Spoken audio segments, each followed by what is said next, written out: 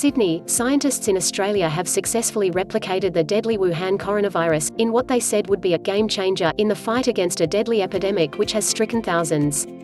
The Doherty Institute in Melbourne announced Wednesday that it had grown the novel coronavirus in cell culture from a patient sample, the first time the virus has been replicated outside China. Having the real virus means we now have the ability to actually validate and verify all test methods, and compare their sensitivities and specificities, Virus Identification Laboratory head Julian Druce said.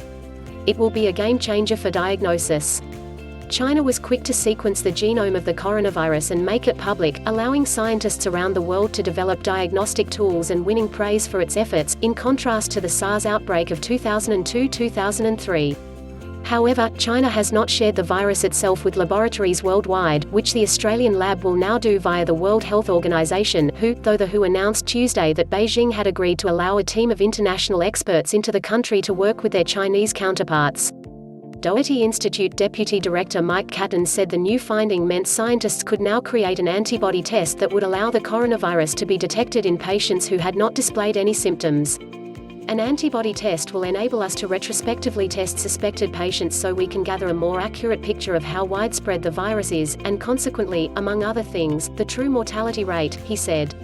It will also assist in the assessment of effectiveness of trial vaccines. Governments, universities, and medical corporations worldwide are racing to develop a vaccine against the coronavirus, a process that could take months. The virus, which is believed to have originated in a wild animal market in the central Chinese city of Wuhan, has infected more than 4,500 people in China and killed more than 100. More than 50 million people have been locked down in and around Wuhan, in a bid by authorities to stop an infection that has since spread to more than 15 countries.